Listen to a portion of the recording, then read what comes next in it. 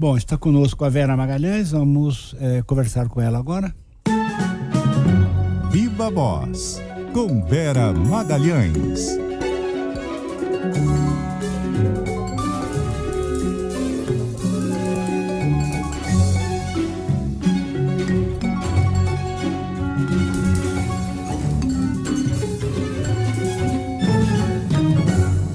E aí, Vera? Boa tarde, Sardenberg, boa tarde, Leandro, todo mundo que nos ouve nesse dia aí de mais uma cobertura histórica aqui na CBN. Boa tarde, Vera. Vera, bom, há vários pontos a considerar, talvez mais importante, pelo menos na minha opinião, o discurso mais forte foi o da Rosa Weber, né?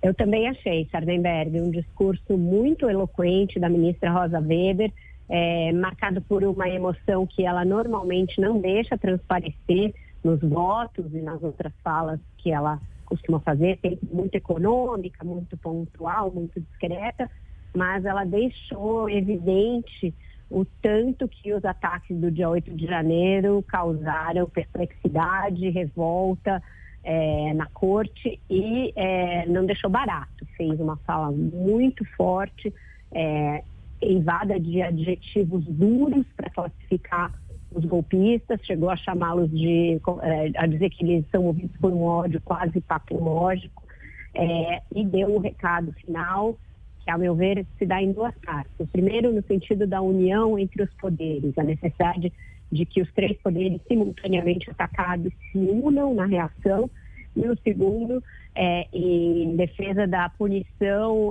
com o rigor da lei de todos os que perpetraram esses ataques, dos seus idealizadores e também dos financiadores. E nessa hora em que ela dá esse duplo recado, ela também diz que aqueles que tentam confundir os conceitos, falando em liberdade e voltando a turba contra a justiça, o fazem na esperança de que o judiciário deixe de ter a última palavra, deixe de cumprir o seu papel, mas diz que isso não é uma contingência do próprio judiciário, e sim uma determinação da própria Constituição, que em qualquer controvérsia constitucional, quem fala por último é o Supremo Tribunal Federal. Isso já foi um recado para aqueles que especulam sobre a possibilidade de emendas à Constituição para rever decisões do Supremo e outras tentativas de tutela sobre a justiça. Então também achei a fala mais eloquente, mais forte, justamente por vir de um personagem que não costuma se colocar em termos tão incisivos assim. Agora, no lado oposto, né, que papel, digamos, fica até difícil qualificar, né, o papel constrangedor do procurador Aras, né? Um discurso deslocado, né, Sardenberg, sem a devida compreensão da gravidade do momento, que mostra que ele é um personagem. O nosso querido Sérgio Abranches fala que o Bolsonaro foi um presidente ali, né, eventual, circunstancial, levado ao cargo pelas contingências. E da mesma maneira o Aras só poderia ter sido procurador-geral da República num governo de Jair Bolsonaro, que tinha por princípio e até por estratégia catapultar aqueles mais excluídos das suas corporações para lhes dar relevo e, com isso, a garantir a fidelidade. Então, o Aras era uma figura sagada do Ministério Público e o Bolsonaro tratou de alçá-lo à condição de PGR sob a condição de ter ali a sua lealdade. Isso marcou a sua passagem pela PGR, e agora, quando ele tenta aproveitar esses últimos meses para mostrar algum serviço, ele não se mostra à altura da tarefa histórica diante de uma tentativa de golpe de Estado. Então, misturando as bolas, citando de forma constrangedora, como a Isa bem falou, Demóstenes Torres, é um personagem que não vai ficar aí marcado na história de uma boa maneira. Agora, o Vera, passando para a cerimônia da tarde, que é a eleição da Câmara dos Deputados e do Senado e, portanto, do Congresso. A gente conversou ontem sobre isso e queria que você comentasse de ontem para hoje, como é que ficou a situação do Rodrigo Pacheco, notando também que no discurso da ministra Rosa Weber, presidente do Supremo Tribunal Federal, ela não declarou apoio ao Rodrigo Pacheco, mas é como se tivesse feito, né, Vera? Praticamente, né? Porque quando ela fala em união entre os poderes e que o fato deles terem sido atacados força a essa união, ela certamente está falando daqueles que, num primeiro momento, saíram em defesa das instituições e da punição exemplar a todos. O Rogério Marinho, que é o candidato bolsonarista à presidência do Senado, ele, na sua campanha toda, tem falado em manter vivo o legado do Bolsonaro.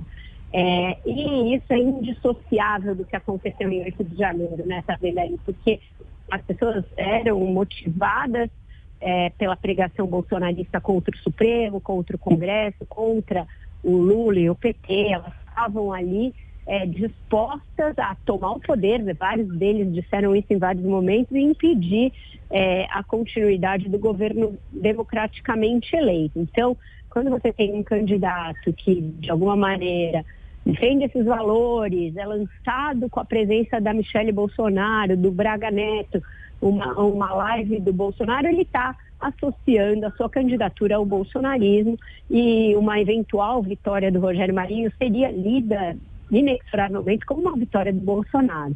Então a Rosa deu ali a entender que o momento de união que ela entende ser necessário entre os poderes passa por uma consonância na condenação sem nenhum tipo de sem nenhum tipo de senão ao golpismo de 8 de janeiro. Pois é, e a eleição do Rogério Marinho, o pessoal diz o seguinte, nem todos que vão votar no Rogério Marinho apoiam os atentados do dia 8.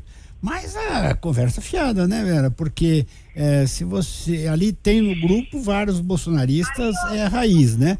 E o que fica claro é que você, no Congresso hoje, no Senado, você tem uma opção muito definida, né? Quer dizer, o Rodrigo Pacheco de um lado, pela democracia, pelas instituições, etc. E o Rogério Marinho que junta ali, os golpistas estão lá, né? Fez videochamada com o Bolsonaro no jantar do PL. É isso, Sardenberg. Muita gente fala, mas qual é a diferença entre o Rogério Marinho e o Arthur Lira nesse momento? O Arthur Lira, logo depois da eleição, começou espertamente a construir um caminho de saída do bolsonarismo. Então ele imediatamente reconheceu a lisura das eleições, começou a negociar com o governo para aprovar a PEC da transição, já se colocou como alguém que, pelo menos naquele momento, não iria criar problemas. Estava limpando a biografia, né? E as pistas, né? Isso. Deu uma apagada nas pegadas. Isso, as pegadas. Ao Bolsonaro.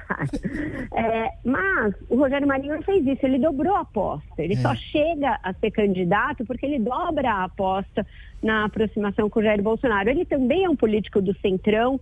Historicamente, ele não difere muito do Arthur Lira, com aquelas características de se conciliar com qualquer governo. E tem gente que acha que ele, eventualmente eleito, poderia até fazer isso. Mas a gente tem visto um processo de radicalização da sociedade que chega também aos políticos, Sardenberg. Tem políticos que sempre tiveram essa característica do centrão, adotando um discurso radicalizado. Caso do Ciro Nogueira nas eleições, caso do próprio Rogério Marinho, que tinha sido um reformista, atuou em 2 reformas e passou a defender o discurso do Bolsonaro de ataque às urnas eletrônicas, etc. Então não dá para dissociar. Tem gente que de fato está dizendo que não vai votar nele por causa do Bolsonaro e trazendo questões internas do Congresso, como o protagonismo excessivo do Davi Alcolumbre e outras questões para justificar o voto. Mas dar uma vitória agora ao Bolsonaro equivaleria a dizer, olha, vocês que invadiram, depredaram, destruíram os poderes, vocês conseguiram. Vocês chegaram a montar um enclave dentro da Praça dos Três Poderes, um enclave no Senado e que vai fustigar o judiciário a partir desse lugar, porque ele vai ser instado a fazer isso. O Rogério Marinho não vai ter independência para tocar o dia a dia do Senado, ele vai ter que prestar continência às faltas do Bolsonaro, e essa de fustigar o judiciário é a principal dela. Tá certo. Ok, Vera Magalhães, muitíssimo obrigado pelo Viva Voz extraordinário de hoje e até amanhã, né? Amanhã voltamos com o resumo dessa ópera. Vamos ver o que vai dar. Ou no decorrer aqui do programa. Vera, obrigado, Vera. Até mais. Até mais. Tchau. Até.